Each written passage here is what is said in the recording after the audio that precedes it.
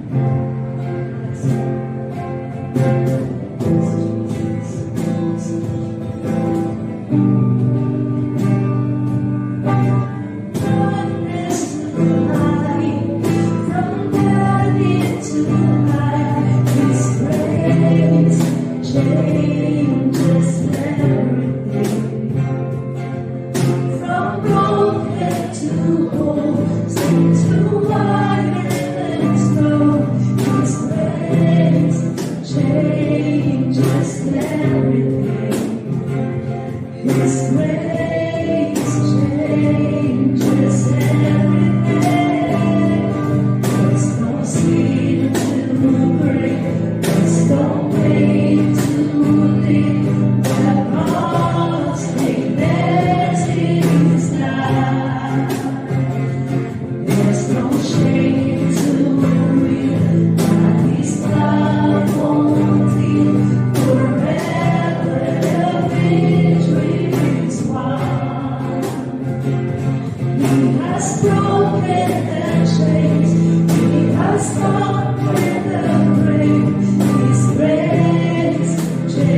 changes everything. By the power of His blood, we are daughters and sons. His grace changes everything. His grace changes everything. There's no sin to break. There's no pain to live. The cross declares it is that. There's no shame. There's no shame to live. That His love won't give forever. The victory is won. From darkness to light, from death into life, His grace changes everything. From glory to hope, sing to wire and snow, His grace changes everything. His grace changes everything. Let's declare it. There's no sin to break. There's no pain to live. The cross declares it is done. There's no shame to break. That His love won't give forever. The victory is won. He has broken the chains. He has covered the grave. His grace changes everything. By the power of His blood, we are daughters and sons. His grace changes everything. His grace changes everything. There's no sin to break. There's no pain to leave. The cross declares it is done. There's no shame to breathe. That His love won't give forever. The victory is won. There's no sin to break. There's no pain to live. The cross declares it is done. There's no shame to break. That His love won't give forever. The victory is won. Let's declare it is finished. It is finished. It is finished. The victory is won. It is finished. It is finished. It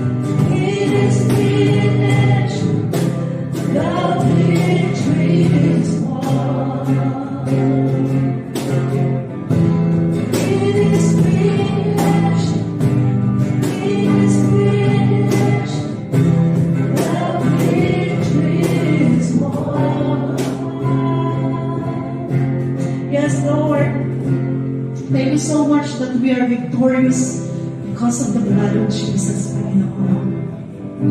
Lord, thank you for healing us, Panginoon, for restoring us, Lord. Lord, we were once in darkness, Panginoon, but because of your mercy to us, Panginoon, you brought us into light, Panginoon.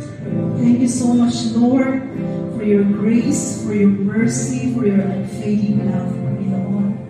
Pero Lord, it is our desire, Lord, to be renewed every day, Panginoon, to be cleansed, Panginoon. Lord, continue to change our hearts, Panginoon. Purify our hearts, O God.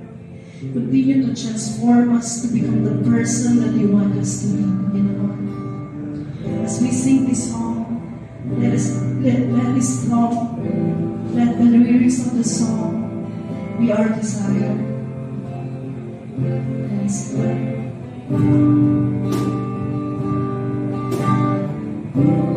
Glorify my heart. Let me be as gold and precious healer. Purify my heart. Let me be as gold. Your gold. Refine us by my heart's longing is to be holy, set apart for you, Lord. I choose to be holy, set apart for you, my Master, ready to do your will. You refine my heart, cleanse me from within, and make me holy. Purify my heart, cleanse me from my sin.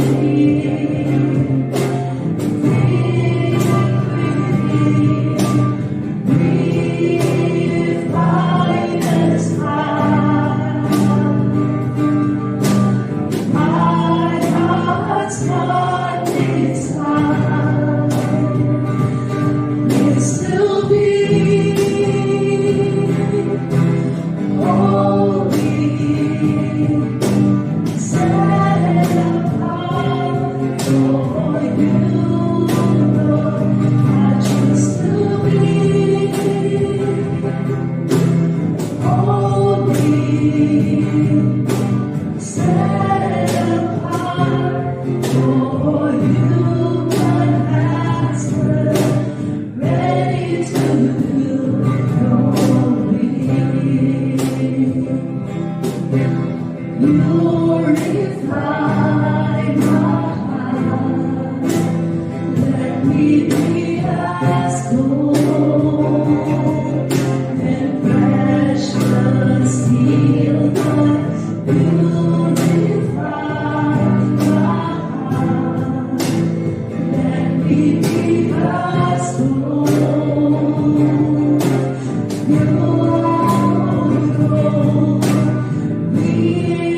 Refine us high. My heart's one desire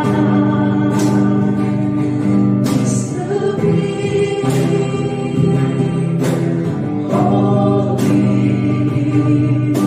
set apart for you, Lord.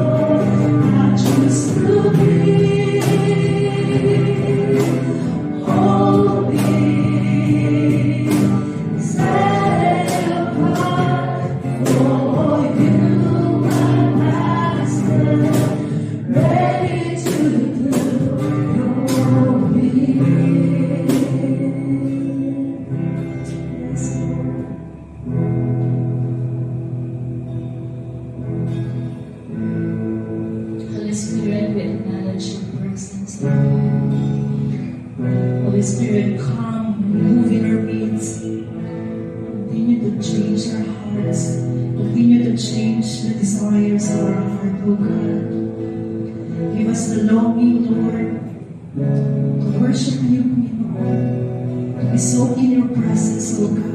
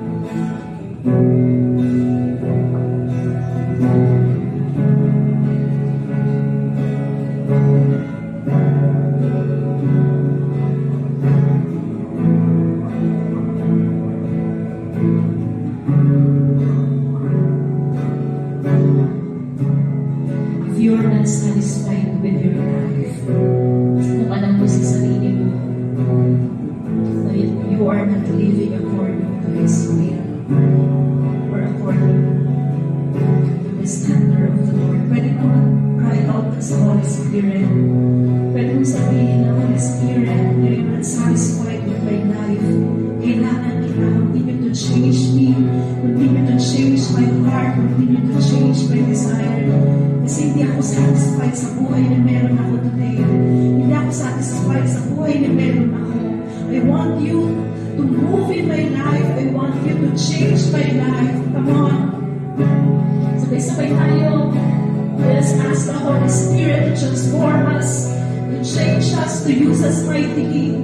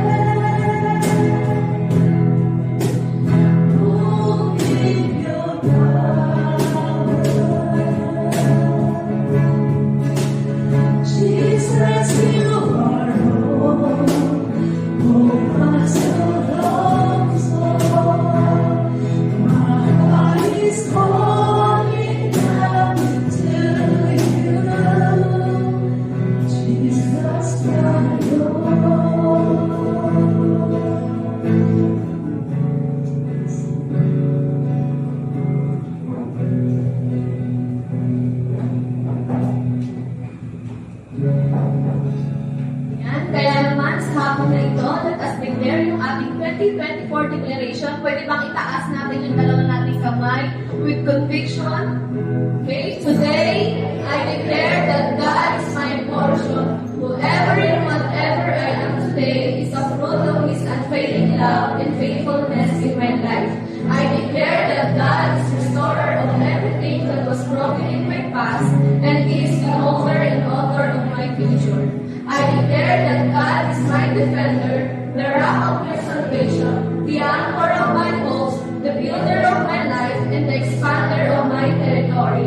I declare that I am supernaturally blessed because God designed me to be a blessing to many. I am comforted to be a comfort to others, show mercy and grace so that I can show the same grace to many. God empowers me to love and embrace people. I declare that God is my treasure, the source of everything that is good in my life. And because I am blessed and because God has been faithful and gracious to me, I can also touch others with the same love God showed me. Amen. Amen. Amen. Good afternoon, everybody. Good afternoon. Makasabi nga sa katabi para ang dami natin today. Ngayon po ay third leg, pangatlong topic po ito ng ating series na Greater, Higher, Stronger. Sabi po natin si Lord po ay greater above all, siya po ay higher above all, and siya yung stronger above all. Ito po ang mga nangyayari kapag si Lord po ay tinitingnan natin na mataas, tinitingnan natin na great sa buhay natin. May apat na bagay, ilan? Apat. May apat na bagay pong nangyayari sa buhay natin. Tanungin niyo po sa akin kung ano. Una po, yung problema natin lumiliit kapag nakikita natin si Lord na lumalaki sa buhay natin. Pangalawa po, yung doubts po natin lumiliit din. Pangatlo, binibigay mo yung best mo sa Panginoon. Bakit? Kasi kung yung Lord is greater above all, higher above all, binibigay mo yung best effort mo, yung best of your life para sa Panginoon. Bakit sabi nga sa katabi mo, yan na ba ang best mo, bebe? Ito pa po, pang-apat, hindi lang po unang po lumiliit yung problema natin, yung doubt natin lumiliit, yung ating best binibigay natin kay God. Yung pang-apat, pinag-usapan po natin last Sunday, yung worship natin tumitindi din. Kaya kung nakikita natin si Lord na great sa buhay natin, kung nakikita natin si Lord na malaki sa buhay natin, dapat iba ka nang mag-worship ngayon. Bakit sabi nga sa katabi mo, dapat ngayon na nandito na tayo, hindi na pwede yung gaya ng dating worship. Bakit sabi naman? Bakit sabi, hindi na pwede ang gaya ng dating worship. Kung dati, ganun ka lang tumaas ng kamay, ngayon na greater ng Lord, dapat sagad na. Bakit sabi sa katabi mo, isagad mo na, bebe. Kung dati pag tumakanta ka, medyo lang, ngayon itono mo na, ilabas mo yung maganda mong boses. Ito yung Kuya Alan, hindi ko po alam yung lyrics ng kanta. Ito po, yung mga Korean songs na hindi mo nga naiintindihan, nakakanta mo eh. Awit. Yung mga Korean songs na hindi mo nga alam paano mga pinagsasabi, nakakasayaw ka nga eh. Kay Lord pa kaya? Nakisabi sa atin, magbabago na tayo, bebe. Kaya nga po, kapag tayo po nakikita po natin si Lord for who He is, pag nakikita natin si Lord sa Kanyang kadakilaan, sa Kanyang karangalan, nakikita natin si Lord na greater sa buhay natin, nagbabago ang buhay natin eh. Nagbabago yung way natin tignan yung mga bagay. Nagbabago yung pakikitungo natin sa Kanya. Kaya ngayong hapon, pag-usapan po natin, yung topic po natin ngayong hapon, is living the higher life. Hindi na pwede yung dating buhay. Hindi na pwede yung dating gawin natin. Hindi na pwede yung dating mga ginagawa natin. Bakit? Kasi we have a God who is greater. We have a God who is stronger. And we have a God who is higher. Kaya yung buhay natin pwedeng umangat. Yung buhay natin pwedeng tumindi. Yung buhay natin pwedeng ma-promote. Yung buhay natin pwedeng ma-elevate. Bakit sabi sa kasabi mo, may ilalago ka pa, bebe. Bago po tayo magsimula, kwentuhan ko lang po kayo, may isang tao pong pangalan ay si Giorgio Angelosi. Sino po ba siya? Hindi ko rin po siya kilala. Hindi po siya sikat na tao, hindi po wala po halos nakakilala sa kanya. Bakit natin siya pinag-uusapan? Bakit natin nakita yung pangalan na yan? Ganito po, si Giorgio Angelosi po isang 87 years old na lalaki. Siya po ay nabubuhay sa isang liblib na lugar sa Rome, Italy, at siya po ay wala nang kasama kundi yung kanyang mga libro at yung kanyang 7 pusa. So yun lang po yung kasama niya sa buhay. Yung kanyang asawa namatay na 12 years ago, yung nag-iisa nilang anak nagtatrabaho sa Afghanistan, so malayo masyado sa kanya. Ngayon, bakit nagkaroon ng Giorgio Angelosi kung wala nakakilala sa kanya? Bakit kilala natin siya ngayon? Ganito po, napaka-routine po ng buhay niya, black and white, walang color. Boring po yung buhay niya. Hanggang isang araw, nagbigay po siya ng advertisement sa isang newspaper, isang sikat na newspaper sa Rome, Italy. Yung advertisement po ganito, nagpapaampun siya. Yung 87 years old, nagpapaampun. Ito po yung ad, ito yung nakalagay sa ad. Ang sabi po sa ad, I am seeking a family na naghahanap ng lolo. So, sino dito nakakahanap ng lolo? Pwede siya ampunin. Ito pa po, ito pa yung kakaiba. Nagpapaampun siya, babayaran niya pa yung aampun sa kanya. Kasi nga marami siyang pera eh. Wala na siyang pinapaaral, wala siyang may 7 pusa na siyang pinapakain. Ito po, magbabayad siya ng 500 euros a month sa family na mag-aampun sa kanya. Alam niyo po yung buhay niya na boring, yung buhay niya na walang kulay, na bago overnight. Bakit ano nangyari? Ang dami niya natanggap na sulat, ang dami niya natanggap na tawag. Ano nangyayari? Kami nang-aampun sa iyo, lolo. Ang dami niya pipresenta, may mga sikat na tao. Napakaraming gusto mag-ampun sa kanya. Araw-araw nag-interview siya. Araw-araw nag-entertain siya ng sulat, nagre-reply siya. May mga artista na gusto siyang ampunin. May isang milyonaryo na gusto siyang ampunin. Bibigyan siya ng bela malapit sa dagat. Tapos mayroon pa siyang mga security guards, yung in-offer sa kanya. Pero hindi niya po ito tinanggap lahat. Yung tinanggap niya, yung offer na ampunin siya ng isang pamilya, tanongin po sa akin kung bakit yun yung napili niya. Kasi sa sulat po ng pamilya na yun, nakapirma daw yung tatay, nakapirma yung nanay, nakapirma yung kuya, nakapirma yung ate, nakapirma yung bunso. Ibig sabihin, buong pamilya nag-invite sa kanya na maging lolo nila. At yun po yung nagpaampun siya sa pamilya na ito, na tumira siya doon sa isa-isang room sa baba, sa ground floor ng apartment ng nila ng pamilya. Anong ginagawa niya? Nag-serve siya bilang lolo, siya tagagawa ng homework ng mga bata, siya nagluluto ng pagkain, then meron silang garden, naglalakad-lakad siya doon, tumutulong siya sa kusina, naghuhugas ng plato, gumagawa ng mga assignments. Yun yung naging role niya. At sabi niya, hindi ako nagkamali sa pinili ko. Bakit? Ito po, sabi niya, nakatagpo ako ng pamilya. Pakisabi sa katabi mo, kay Lord may pamilya ka. Para po tayong si Georgie Angelose, ano po yun? Lahat po tayo naghahanap ng pag-ibig. Kaya nga may mga namamali kasi naghahanap ka sa mga maling lugar. Lahat po tayo nangangailangan ng family. Alam niyo po ba si Lord in His love for us, He provided a family for us? Yung buhay po natin, hindi na po gaya ng dati na walang direksyon at walang kulay.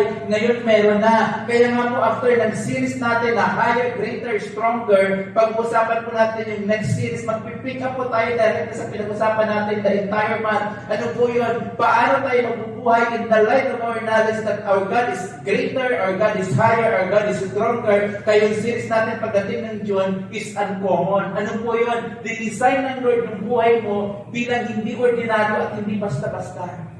You can have an uncommon life. Hindi ka maipapanganak lang, magbubuhay ka kaya 3 beses sa isang araw, then mamamatay. You were designed to have an uncommon life. Pakisabi sa katayo, ibang klase ka para talaga, bebe. Tingnan niyo po, bigyan ko po kayo, hindi po nag-iisa si Giorgio Angelose. Bakit po? Mayroon po tayong lonely heart sa buhay natin. Yung mga tao po, mayroon pong longing sa puso nila. Ano po yung longing nila? May awit po yung lonely heart. Kay Paul McCartney, kung nakikilala niyo pa siya, matanda na kayo, hindi niyo na siguro siya kilala kasi mga bata pa kayo. May kanta po siya na No More Lonely Nights. Pero alam niyo po ba, yung lahat ng puso ng tao na nabubuhay, may loneliness sa puso nila. Bakit? May naiwang void because of sin. May naiwang void because we fall short of the glory of God. Ano po yung anthem ng lonely heart? Ito po yung anthem ng lonely heart. Ito po yung laging sinasabi. Ito yung paulit-ulit na sinasabi sa iyo na heart mo na nalulungkot. Ano yun? Walang nakakakilala sa atin. No one knows me. Ano po yun? Nakikilala lang nila ako na ito yung itsura ko, ito yung pangalan ko, pero no one really knows me. Hindi nila alam yung mga dreams ko, hindi nila alam yung mga pains ko, hindi nila alam yung mga frustrations ko. Sino dito yung nakakarinig dyan? Di ba pagkatapos mo magtawanan sa school, may iwan ka na empty. Bakit? Kasi hindi nila nakikilala yung totoong ikaw. Hindi nila nakikilala yung behind the scene. Hindi nila nakikilala yung likod ng mga tawa, yung likod ng mga ngiti, yung likod ng mga jokes mo. Bully ka sa school, pero hindi nila alam kaya ka bully. Kasi malungkot ka. Alam niyo po ba, sa katotohanan lang, may mga tao po na kung sino ang pinakamalalakas tumawa at tumalaka, minsan they are the saddest people in the world. Alam niyo po ba yun? Ito na yung katabi mo. Paano ba yung tumawa? Baka malungkot yan. Ito po yung isa sa mga anthem ng lonely hearts. Ano po yun? Wala talaga nakakilala sa akin. Alam lang nila ako si ganito na matalino sa school, magaling sa math, pero hindi nila alam kung sino talaga ako. Ano pa? Wala talagang close sa akin. Close kami pag nagsasamyo, close kami pag nagpapay, close kami pag ganito, may mga best friend ako, pero wala talagang close sa akin. Parang ano ba yun? Parang routine lang yung friendship. Tingnan po natin ha, no, sa New York po, meron po 2 tao, sila po yung mga business people. Alam niyo po ba, na-maximize nila yung anthem of lonely hearts na ito, na wala nakakilala sa akin, walang close sa akin. Yung ginawa po nila, nagbenta po sila ng hugs. Totoo po ito, nangyari po ito, totoo po ito. Nagbenta po sila ng hugs, mayroon po silang cuddle party, business po ito sa New York. Alam niyo po ba, ang daming bumili ng hugs. Ano yung gagawin? Pupunta ka doon sa mall, pupunta ka doon sa pwesto nila, sasabihin mo ay nila hug, tapos babayaran mo, then may mag-hug sa'yo. Ganun ka desperado yung mga tao. Kaya mamaya, can you hug somebody mamaya? Pakisabi nga sa katayo, dito libre ang hug. Meron silang cuddle party. Anong cuddle party? Meron silang isang event. Anong gagawin? Mag-group hug lang yung mga tao. Grabe. Mag-group hug lang sila. Siyempre, meron silang protocols. Meron silang code of ethics. Siyempre, pag nag-hug ka, dapat walang bastusan. So, yun po yung nangyari. May code of conduct. Meron silang hug fest. May festival sila. Anong festival nila? Hug festival. Kung nalulungkot ka, punta ka doon, may maghahag sa'yo. Pero ang tanong ko, hinag ka nga, minahal ka ba? Awit. Hindi lahat ng hinahag, minamahal. Awit. Bakit ka ginugrupan? Ang dami nga naghag sa'yo, kaya ka lang naman nila hinag, pinayaran mo eh. Sabi ko ba natin? Sige ha, wala po tayo sa New York Festival. Pero ibaba po natin ang konti, i-level natin sa'yo. Kaya ka lang naman niya hinahag, may gusto siyang makuha sa'yo, awit. Hindi naman talaga yung puso mo ang gusto niya puso mo.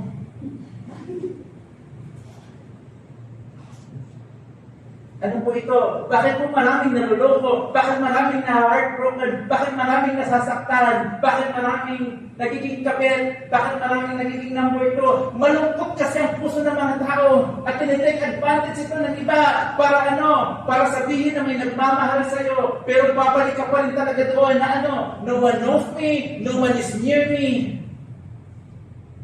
Ano pa? Eto pa. Nobody needs me. So ano po talaga yung kailangan ng puso ng tao? Ito po, kailangan po natin na kilala tayo. Pangalawa, kailangan po natin na may close yung puso natin. Pero ito, alam niyo po ba, kailangan din ng tao na needed siya. I-balance mo natin ito ha. Mahirap po yung kailangan ka.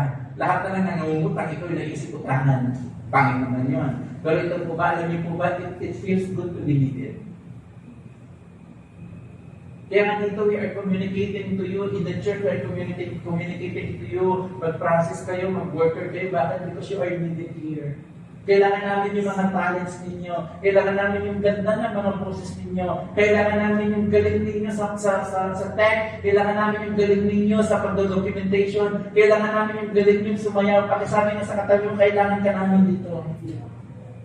We need you here. So ano pa yung living the higher life? Paano tayo mabubuhay in a higher life? Tingnan niyo po sa John chapter 3 verses 25 to 36. The story goes like this: a debate broke out between John's disciples and a certain Jew over ceremonial cleansing. So John's disciples came to him and said, Rabbi, the man you meet on the other side of the Jordan River, the one you identified as the Messiah, is also baptizing people. Lumapit kay John yung mga disciples niya, sabi niya, Guro, yung tao na nandun sa other kabilang side ng Jordan River, yung binaptismuhan mo at sinabi mo siya yung anak ng Diyos, siya yung Messiah, siya yung Savior, nagbabaptize din siya. At maraming lumalapit sa Kanya, na pumupunti yung followers mo, dumadami yung Kanya. So ito po yung context, ito yung background. Napabawasan yung followers ni John the Baptist, dati sikat si John the Baptist, ngayon si Jesus yung sumisikat, at si John the Baptist, kumukunti yung followers. Yung Instagram niya, bumababa. Yung YouTube niya, bumababa yung viewership.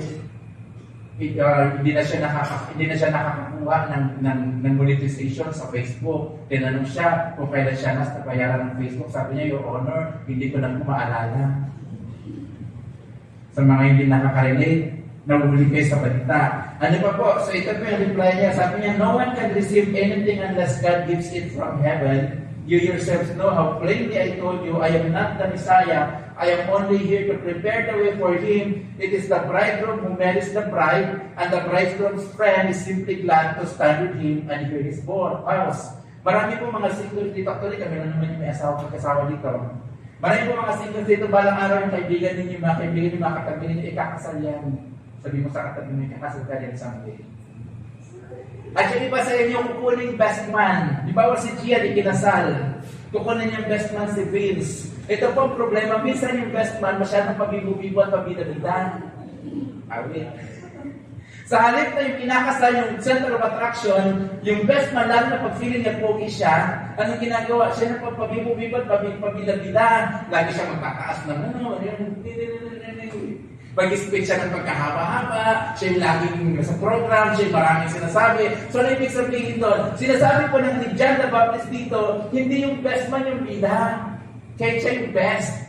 Hindi. Yung groom yung bida. Ano po yun? Sabi niya, the bridegroom friend is simply glad to stand with him and hear his spouse. Ano po sinasabi dito? May mga pagkakataon po na pwede hindi ikaw yung bida, pero pwede ka mag-rejoice. Bakit? Kasi ikaw yung second. So ano sinasabi natin? Living a higher life does not mean that you always have to be the first. Minsan yung pamumuhay sa mas mataas na uri ng buhay, kailangan mong bumaba para tumaas yung buhay mo. Hindi ka lagi dapat yung bida. Sabi niya, therefore, I am filled with joy at with success. He must become greater and greater. I must become less and less. Ano pa sinasabi natin dito? There is higher living in having less and in being less. May mga bagay na hindi tayo ang nasa crown. May mga pagkakataon na hindi tayo pinapalakpakan. Pero we can have greater joy. Bakit? Kasi mayroon tayong ginagampanan. Ulitin ko po, hindi mo kailangan palakpakan para mayroon na gampanan. Hindi mo kailangan na laging nakikita para masabi lang na may nakikita sa iyo. Kasi pwede nakikita ka, wala namang nakikita sa iyo. Nauunawaan po ba? O gumulo lalo ang mga buhay ninyo. Sabi niya, he has come from above and is greater than anyone else. Ano sinasabi ni John the Baptist? Si Jesus Christ is greater. Greater siya kahit kanino pa man. We are of earth, siya galing sa taas. Tayo iniisip natin earthly things, pero siya galing sa taas. Kaya ang ibig sabihin nun, dahil galing siya sa taas at tayo nasa baba, he is greater.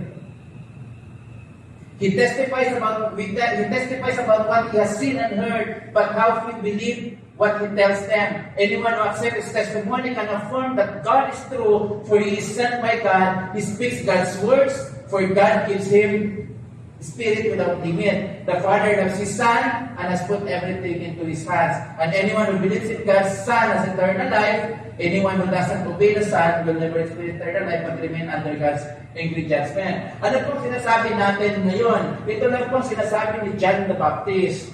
Ano pong sinasabi ni John the Baptist? Yung pinadala ng Lord sa atin galing sa taas, bumaba po siya para sa atin. He is still greater than anyone else. So ano po yung application dito sa pinag-uusapan natin? The cure God gave to a lonely heart is by sending His Son from above to come down to us. Ano pong ibig sabihin nito? Ang ibig sabihin po nito, ganito po siya. Sabi natin, no one knows me, no one is near me, no one needs me. Pero ito po, ang sagot po ng Diyos sa tatlong linyahan natin na ito. Yung Diyos that is greater than anyone else, binaba niya yung sarili niya para nang ipakita sa iyo na may nagmamahal sa iyo. Amen.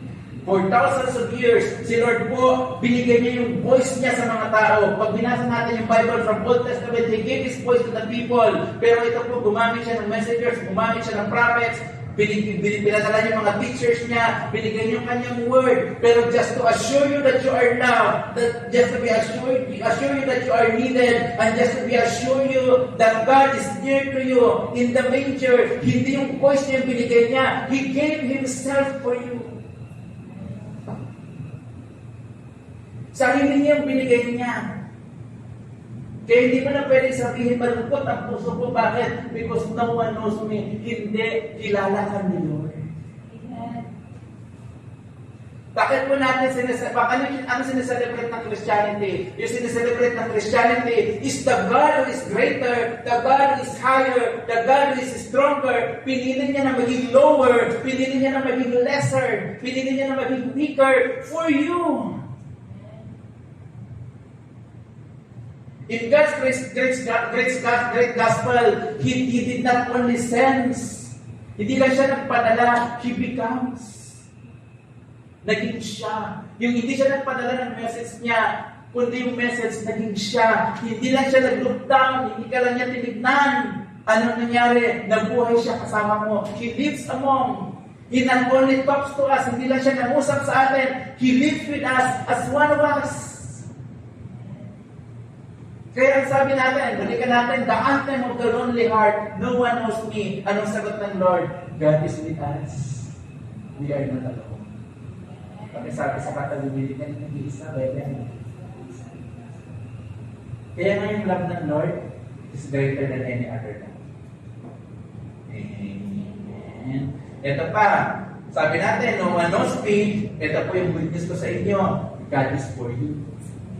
Hindi mo kalaban ng Lord. Si Lord ilalaban ka niya. Ano pa po?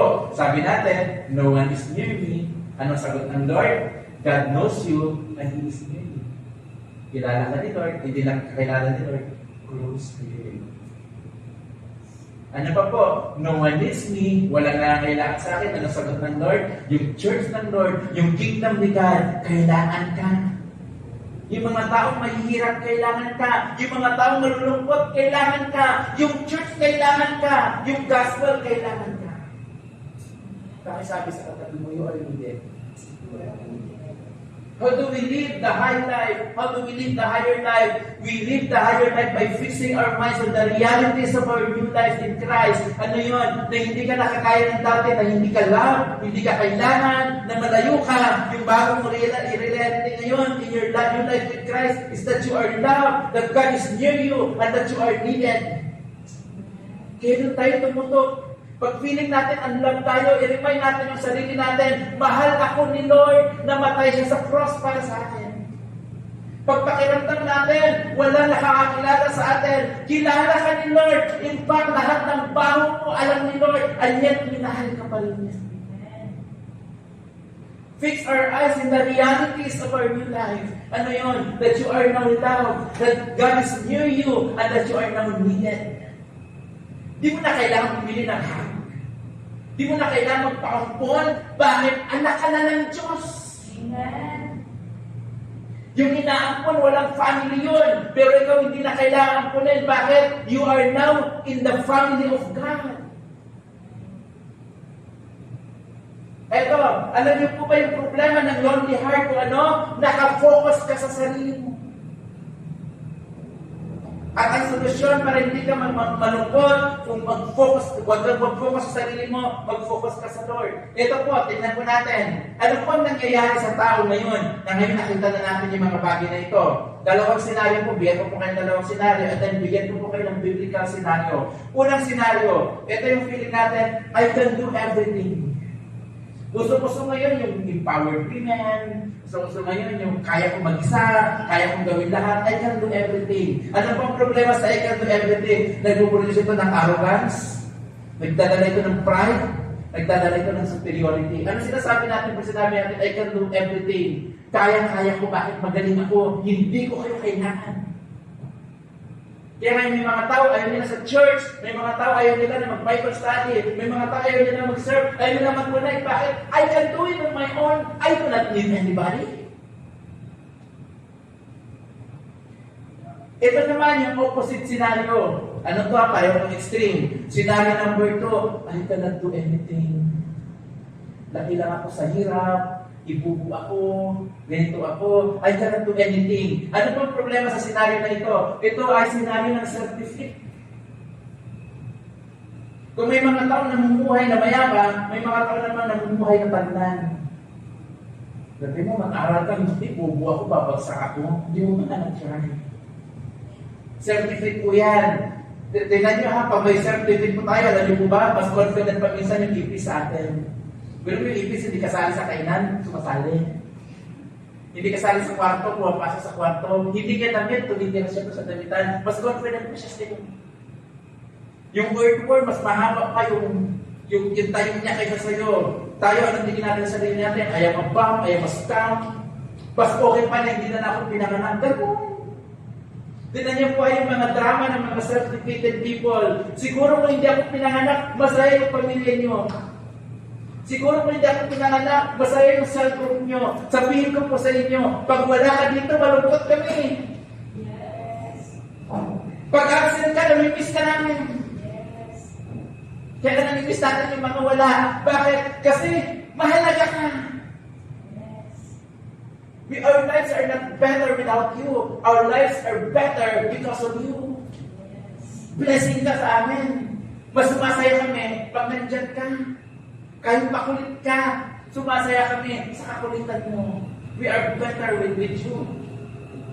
Amen. Yung unang grupo ay arrogant. Yung isa naman ay diffident. Yung isa, biniblame yung iba. Yung isa, biniblame yung iba sa lahat ng wala siya. Kasalanan niyo kasi, ako kasi pagaling ako eh. Kung ako lang sana, maayos sana lahat. Kung ako lang sana yung naglilinis dito, malinis sana. Kasi sumali pa kayo, dinudumihan ko palalo. So yun po yung isa, I can do everything. Yung isa naman, I cannot do anything. Buti na lang, mawala na lang ako. Lahat ng problema niyo, ako dahilan. Ako ang malas sa bahay namin. Talaga. Ako ang salot sa lipunan. Ganoon. Sisihin mo siya sa lahat ng mali, hindi yan mag-check. Bukas sana ako talaga. Ako talaga. Ako na. Pero ano po ba dapat yung biblical view? Yung higher life. Ito po yung higher life. Balance between the two. Ano po yun? Philippians chapter 4 verse 13. For I can do everything through Christ who gives me strength. Ano sinasabi doon? Hindi ko kaya, totoo. Hindi ko kaya na aking nakulan. Pero with Christ, I can do everything. Kaya ko lahat. Pero hindi sa sarili ko. Kaya ko yun. Dahil kay Christ. Kung wala si Christ, hindi ko kaya talaga. Yun yung isang extreme. Pero dahil may Kristo na ako, kaya ko lahat. Pero hindi dahil kaya ko lahat. Dahil kinaya ni Christ para sa akin. Amen. Ano pa po? Yung higher life is a life lived in worship. Ano po ito? Alam niyo po ba yung worship pa anong ginagawa? Yung honest worship, it lifts our eyes off ourselves and sets them unto God. Nakaraan po, pinag-usapan natin, bakit tayo pumapalakpak, bakit tayo kumakanta, bakit tayo nag-instrument. Ngayon po, tingnan naman natin yung spiritual significance ng worship. Pag nag-worship po tayo, nawawala yung tingin natin sa sarili natin, tumitingin tayo kay God. At habang nakatingin tayo kay God, tumataas yung tingin natin. Bakit? Ngayon hindi na tayo nakatingin sa sarili natin, yung eyes natin is fixed on the things that are higher. Kaya kapag nag-worship tayo, lumiliit yung problema natin eh. Pag nag-worship tayo, lumiliit yung insecurities mo. Pag nag-worship tayo, lumiliit yung mga unforgiveness mo. Bakit? That's what worship does. Tignan niyo sa Psalm 29 verses 1 to 2. Honor the Lord, you heavenly beings. Honor the Lord for His glory and strength. Honor the Lord for the glory of His name. Worship the Lord in the splendor of His holiness. Ano po? Bakit na po natin i-honor, i-worship ang Lord? Dahil sa lahat-lahat ng sinabi niya. Ano yun? I-honor mo ang Lord kasi glorious siya. I-honor mo ang Lord kasi malakas siya. I-honor mo ang Lord for the glory of His name. In short, honor God because He is higher, because He is greater, and because He is stronger. Yung worship ko nagbibigay ng honor kay Lord. Alam niyo po ba, pag kumakanta tayo every Sunday, katumbas yun ng standing ovation. Nakita na po kayo na nag-present halimbawa ng kanyang research si Rica, tapos nagtayuan yung mga klase niya, pati teacher, pinakakakaan siya lahat. Tawag doon standing ovation. Alam niyo po ba, pag kumakanta tayo kay Lord, kahit sa Bible study, yung effect nun sa heaven, nag-standing ovation tayo. At pinupuri natin si Lord.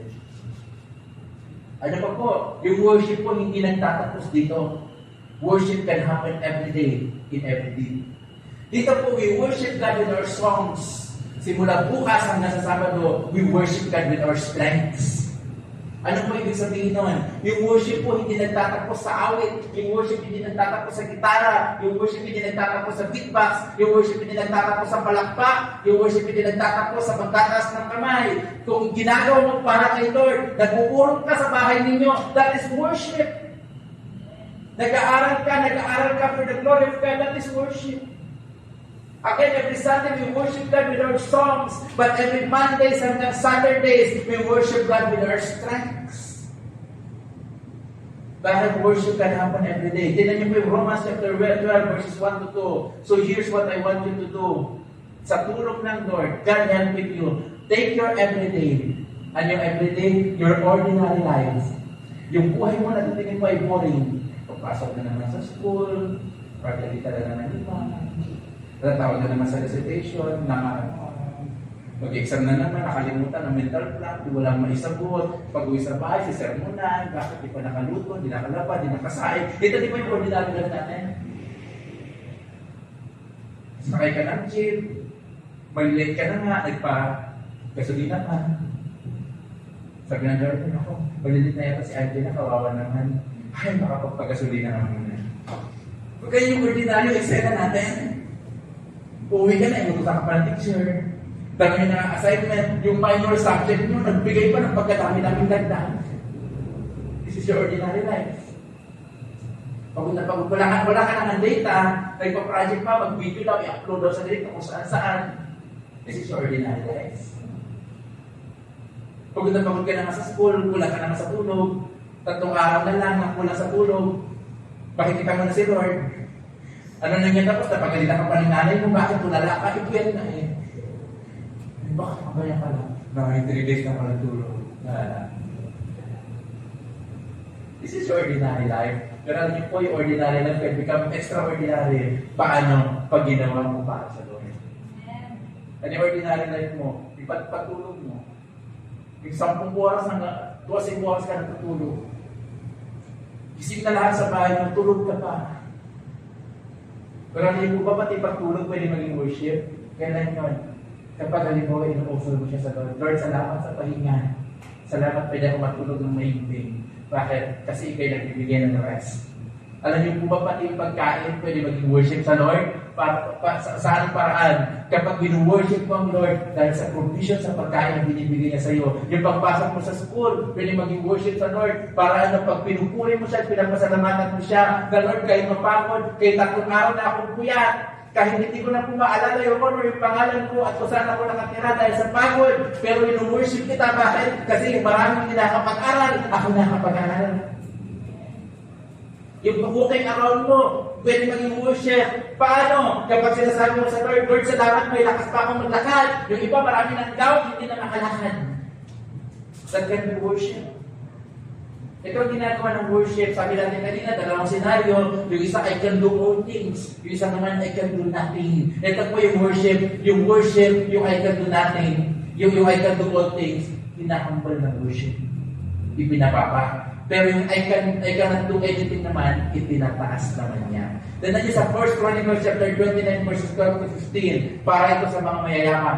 Tignan mo yung katabi yung pakasabi para sa atin. Para ito sa mga mayayaman. Mayayaman na napugi siya, na matalino siya, na magaling siya, maganda yung bike niya, o ano pang pinagati pag mayabang. Ito ang sinasabi ng 1 Chronicles 29, wealth and honor come from you alone. Ano yun? May pera ka dahil kay Lord. For you rule over everything. Power and might are in your hand. Magaling ka, may lakas ka dahil kay Lord. And at your discretion, people are made great and given strength. Bakit ka matalino? Dahil kay Lord. Kaya nga sabi niya, O our God, we thank you and praise your glorious name. Sabi niya, but who am I? And who are my people that we could give anything to you? Nagiging self-pity ba yung nagsulat nito? Hindi. Sinasabi niya na kung wala ka, Lord, wala kami. At ito po yung conclusion niya, everything we have must come from you. And we give only to you what you first gave us. Lahat naman ang meron tayo, galing lang naman kay Lord eh. Kaya nga mga kapatid, ito po yung challenge ko sa inyo. Pag Sunday, ibigay niyo yung priority niyo kay God. Bakit? Siya ang nagbigay ng Lunes, Martes, Miyerkules, Huwebes, Biyernes, Sabado. Linggo na lang yung hinihingi niya. Ibigay mo na.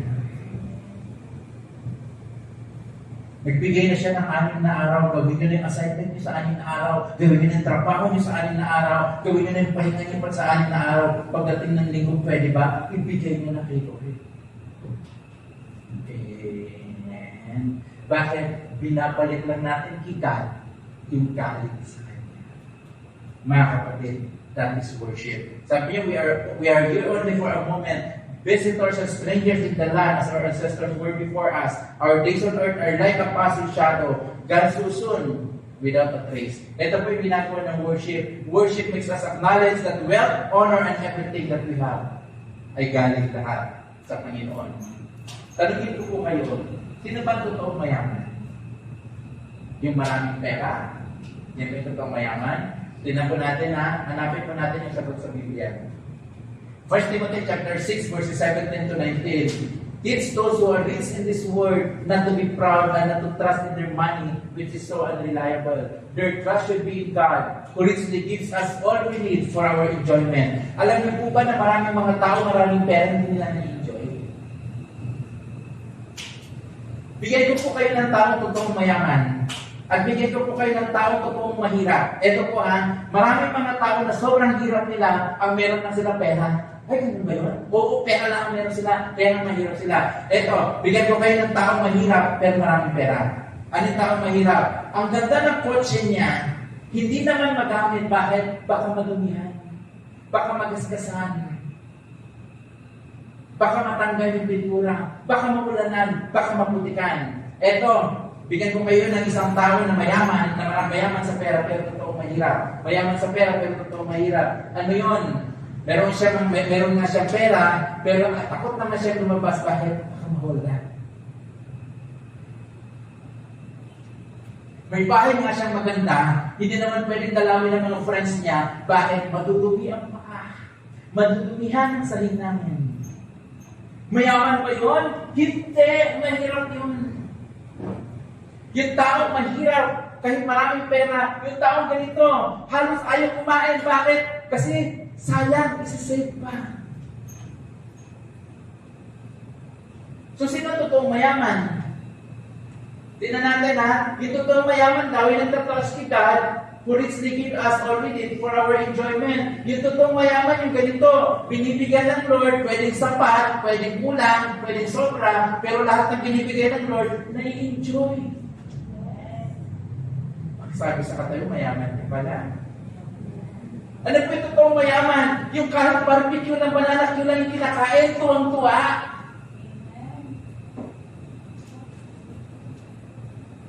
Sino yung totoong mayaman?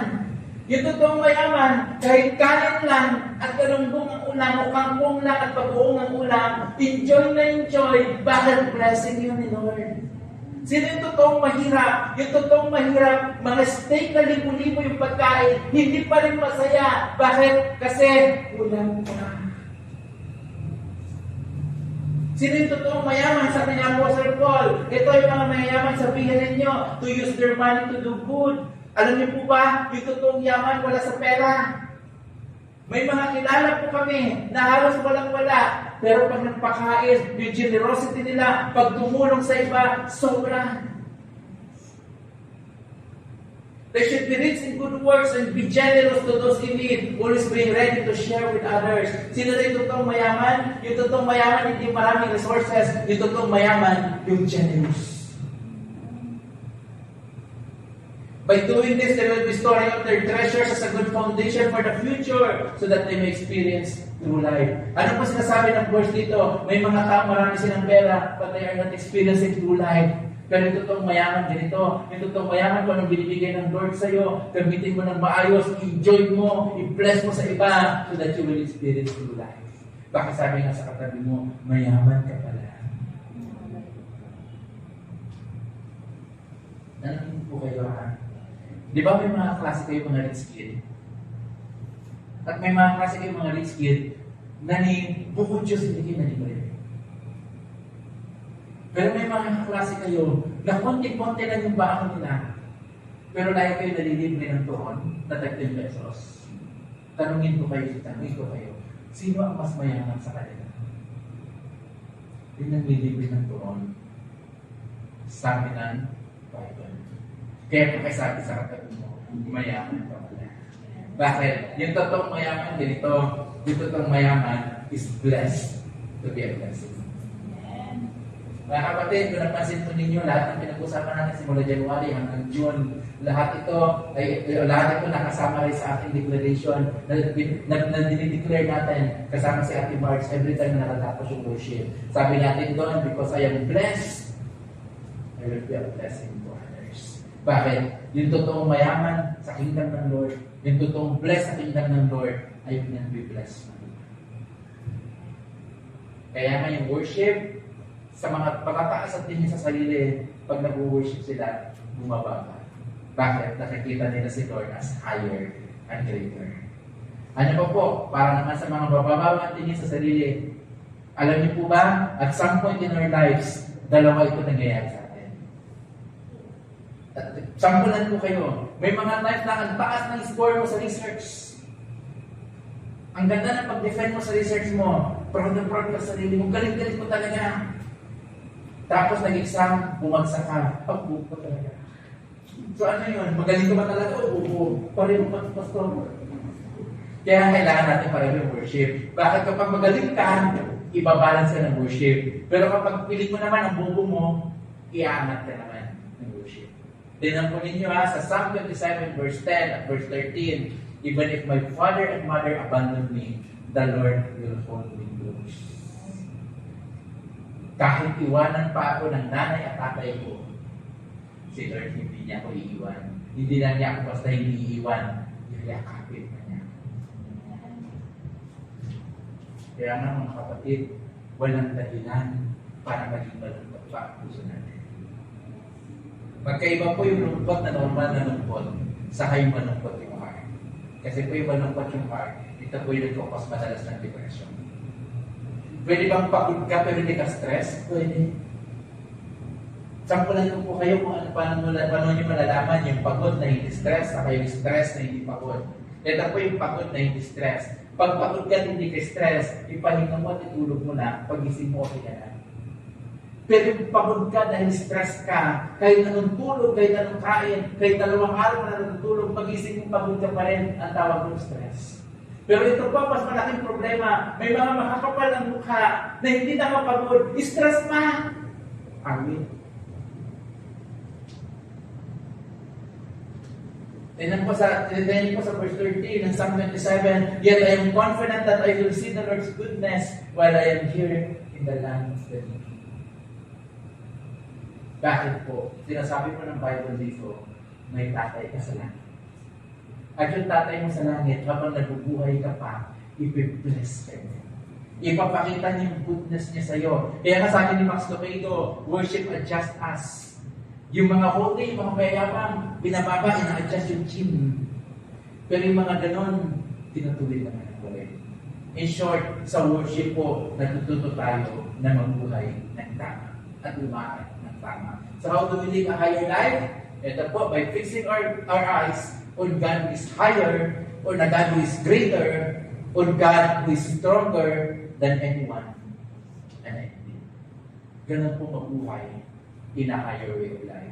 Kaya sabi sa Colossians chapter 3, verses 1 to 5, since you have been raised to new life with Christ, set your sights on the realities of heaven, where Christ sits at the place of honor at God's right hand.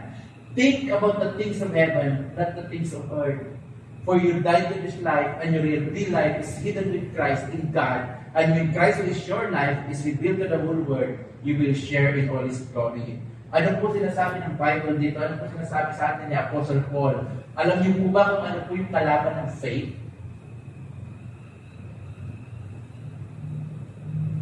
Sinagsasabing naman. Hindi po daw ang kalaban ng faith. Hindi fear ang kalaban ng faith. Ang sabi po sa Bible, faith is the confidence of the things we hope for, of the things not yet seen. Kaya kalaban po ng faith, ano yun? Yung kalaban ng faith, yung mga bagay na nakikita na. Sampulan po kayo. Yung mga bagay na nakikita mo, ganito, 31 ka na, wala pang naliligaw sa'yo, wala pang kumikindat man sa'yo, wala man lang nagla-like ng profile picture mo. Ano sinasabi ng mga bagay na nakikita mo, hindi ka na nakakapag-asawa. Pero ang sinasabi ng faith, hindi mo pa nakikita, pero piniprepare na ng Lord yung makapag-asawa mo.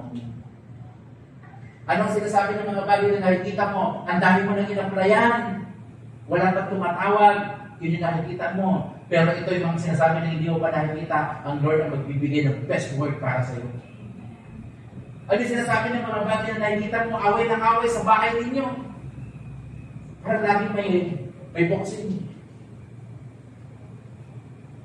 Laging may announcer, laging may sumisigaw, parang laging sabungan, laging may lumilipad ng plato at baso. Yun yung nakikita mo. Ano sinasabi ng mga bayan na nakikita mo? Wala ng pag-asa yung family mo. Pero sinasabi ng faith, may ginagawa sila. Kaya nga, paano po natin makita ito? Huwag kang tumingin sa nakikita mo. Huwag kang tumingin sa paligid mo. Tumingin ka kay God. Set your things on the things on high. Yung mga bagay na hindi mo nakikita, pero ginagawa ng Lord, yun yung pamumuhay ng in-a-higher life. Then you put 2 Peter chapter 1 verse 3, by His divine power, God has given us everything we need for living a godly life. We have received all of this by coming to know Him, the one who called us to Himself by means of His marvelous glory and excellence. Kaya nga mga kapatid, pwede tayong mabuhay ng buhay na matagumpay, pwede tayong mabuhay ng buhay na blessed, pwede tayong mabuhay ng buhay na higher. Bakit? Because our God, our Savior, si Jesus Christ, is greater. Hindi lang siya greater, He is higher. Hindi lang siya higher, He is stronger. Pwede po bang palakpakan natin si Lord? Lord, salamat Panginoon na hindi na po kami nag-iisa. Hindi na po kami separated, isolated. Hindi na po kami useless, Lord. Because on the cross, You prove our worth. Hindi dahil worthy kami, Panginoon. Kundi dahil minahal niyo kami. And that is where our worth comes from.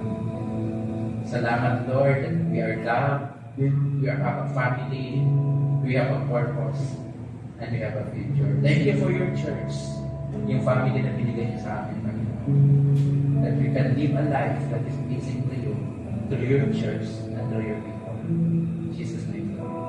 Amen.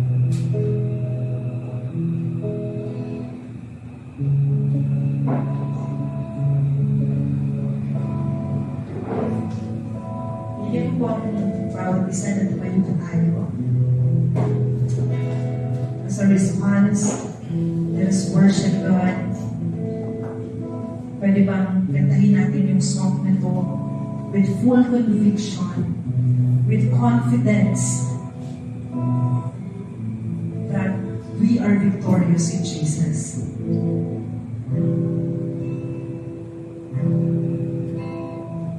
Grace changes everything.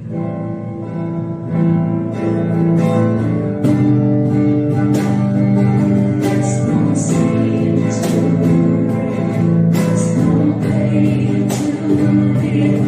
The cross bears His love. There's no shame to live, but His love will heal forever. The victory is won. There's no sin to break, there's no pain to live. The cross bears His love. There's no shame to live, but His love will heal forever. The victory is won.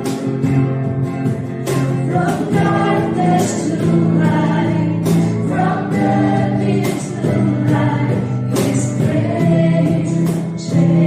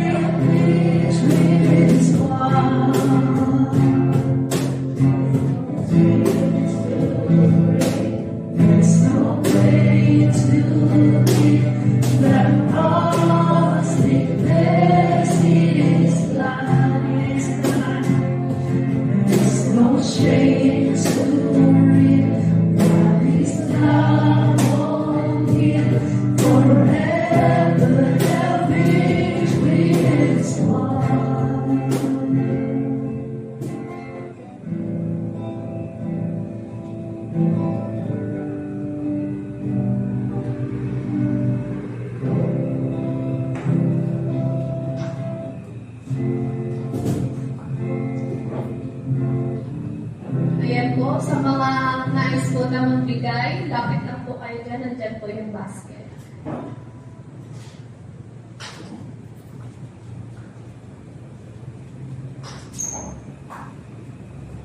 So can we all stand as we close po yung service natin this afternoon? And may the Lord bless you and keep you, and may the Lord make His face shine upon you and be gracious to you, and may the Lord show you His peace.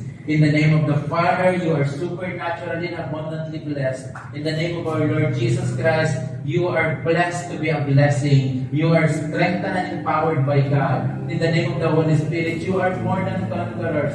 You are victorious and you are called by God to do great exploit for His kingdom. In the name of our Lord Jesus Christ, all honor and glory belongs to God now and forever. In Jesus' name we pray. Amen. Amen. See you all next Sunday. Have a blessed week.